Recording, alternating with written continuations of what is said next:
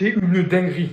En fait, c'est le Hobbs ultime du Barça. On le savait, cause parmi lesquelles Nico Williams a décidé de prolonger avec l'Atlético Bilbao, s'y trouve le fait qu'il avait peur de son enregistrement. Donc d'être transféré au Barça, mais de ne pas pouvoir jouer. Sauf que dans le fond, publiquement et ouvertement, tu ne peux pas savoir la situation financière du Barça. À moins que le président du championnat dans lequel le Barça joue en lui-même sorte littéralement, papier par papier, document par document, toute la situation financière du Barça et la donne à Bilbao. Ce qui va littéralement permettre, grâce à ces papiers à Bilbao, de se poser donc devant le camp de Nico Williams et lui dire « Regardez, le Barça ne pourra pas vous enregistrer. » Je m'arrête pas qu'ici, attendez. Parce que pour moi, le plus important, il est ici. Ce n'est pas la première fois.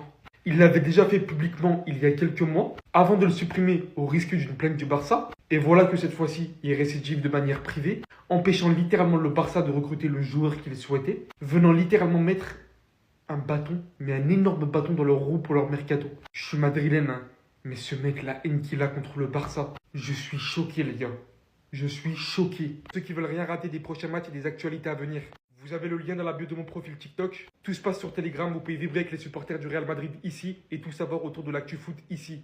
Si cette affaire se confirme, elle va faire couler beaucoup d'encre, car c'est à cause de ça que le dossier Nico Williams a échoué. Échoué. Car Tebas aurait fourni des infos personnelles du FC Barcelone à Bilbao. Et donc un truc que Bilbao aurait utilisé contre le Barça. Attendez, bougez pas, je vous explique. Tebas a partagé des informations financières confidentielles du FC Barcelone avec les dirigeants de l'Athletic Club lors d'une réunion tenue quelques jours avant le renouvellement du contrat de Nico Williams. Le club basque a eu accès aux états financiers intermédiaires et aux rapports d'audit du Barça. Après la réunion, l'Athletic Club a transmis ces informations à Nico Williams afin de faire pression sur sa famille et de semer de doutes dans les esprits du joueur. Déjà pour commencer, Tebas est une racaille, Tebas est une enflure, mais il n'y a pas de fumée sans feu. Tebas a certes partagé des infos confidentielles, il a certes dû exagérer sur les finances du Barça, sur l'état du Barça, mais il n'y a pas de fumée sans feu. C'est que de l'autre côté, la direction doit énormément nous mentir quand même. Mais bon, ça c'est autre chose. Quand je passe mon temps à vous expliquer que tout le monde est contre le Barça, on nous explique que le Barça se victimise. Cette saison, lors des Classicos, vous en avez eu la preuve. Si vous voulez banaliser ce qui s'est passé en finale de Coupe du Roi, c'est votre problème. Si vous voulez banaliser ce qui s'est passé lors du dernier Classico, c'est votre problème. Et si maintenant vous voulez banaliser le fait que Tebas partage des infos confidentielles du Barça, sachant que c'est la deuxième fois, je peux plus rien pour vous. Sinon vous les gars, vous en pensez quoi? Ramenez sur Snap, on s'ennuie.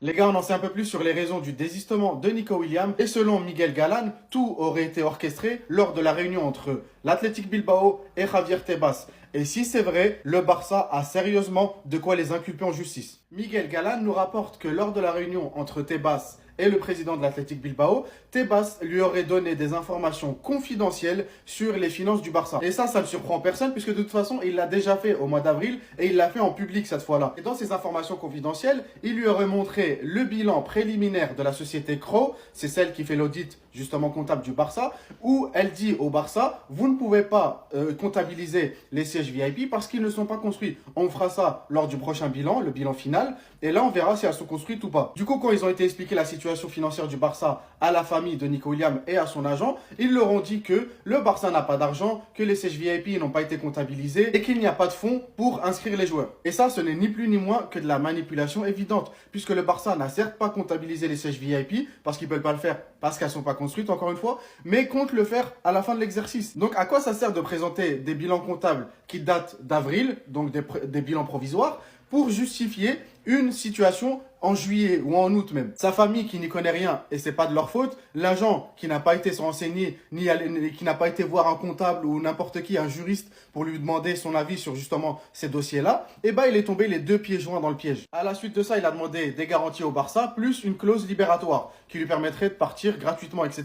Le Barça lui a dit non, que c'est lui qui est venu, il n'a pas imposé ses conditions, etc. Et la suite, vous la connaissez. Et comme je vous l'ai dit, si Miguel Galán dit tout ça, c'est qu'il y a des preuves qu'il y a eu ce genre de discussion-là et qu'il y a eu un échange d'informations confidentielles entre ces deux hommes-là. Et plus que ça, entre le président de l'Athletic Bilbao et la famille du joueur. Et dans ce cas-là, le Barça peut très bien aller devant un juge et dire que Javier Tebas a donné des informations confidentielles du club. Mais ce n'est pas tout. Ils peuvent aussi apporter le président de l'Athletic Bilbao comme témoin à la barre, l'interroger. Et là, je peux vous le garantir, il ne pourra pas mentir. Il sera obligé de dire tout ce qui a été dit dans la réunion. En tout cas, j'ai hâte de voir les prochaines révélations. Allez, Visca Barça! Si c'est vrai, c'est une dinguerie, mais ça expliquerait pourquoi Nico Williams a mis une clim au Barça. Bilbao aurait fait pression sur le Barça grâce à des informations confidentielles fournies par Javier Tebas. Là, on parle du président de la Liga. Tebas aurait révélé des données financières internes du Barça à la direction de Bilbao juste avant le renouvellement de Nico Williams. En gros, il leur a dit « Hey, y a pas d'oseille au Barça. Si tu vas là-bas, t'es payé en ticket restaurant. » Je sais pas si c'est vrai, mais en tout cas, ça expliquerait pourquoi Fabrizio Romano il s'est trompé. D'habitude, il se trompe jamais. Mais si au dernier moment, t'as même Tebas, le président de la Liga, qui dit « Hey,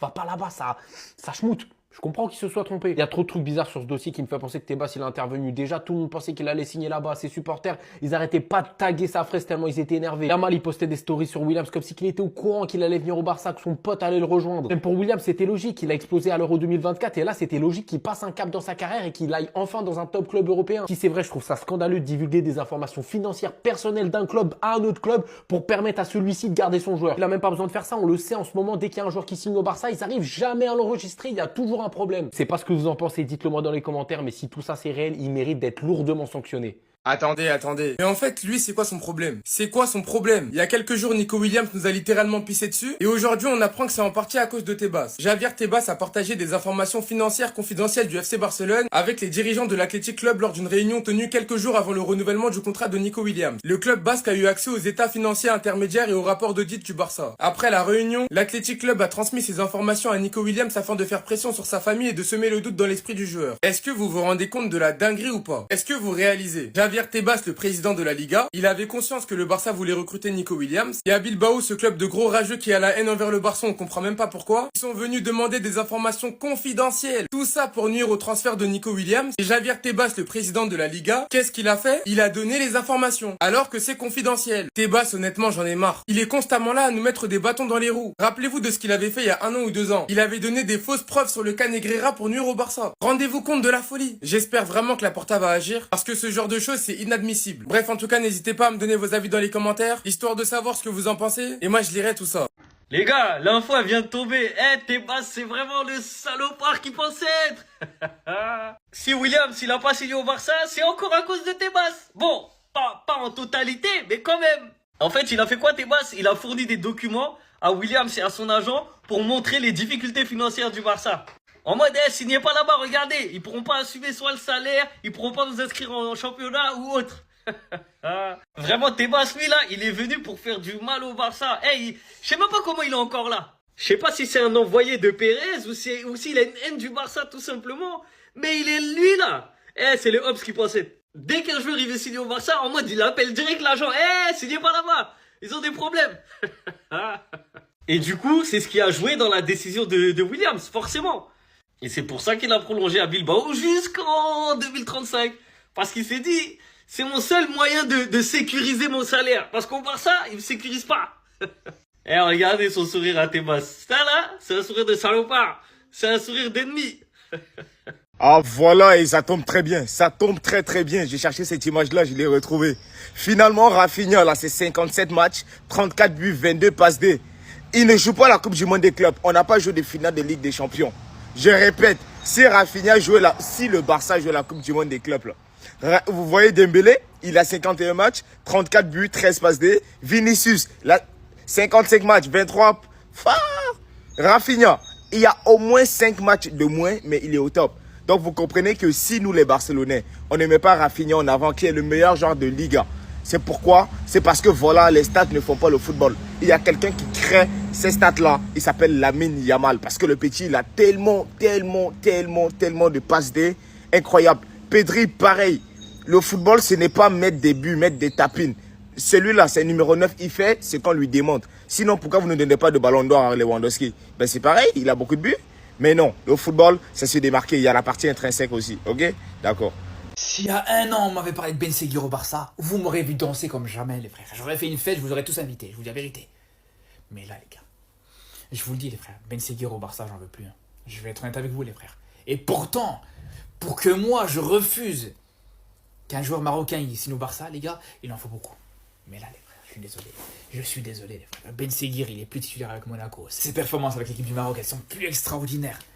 Les gars, franchement, je souhaite la meilleure carrière possible à Ben Seguir, honnêtement. Qu'il aille à Villarreal, qu'il aille dans d'autres clubs, il n'y a pas de problème, les gars.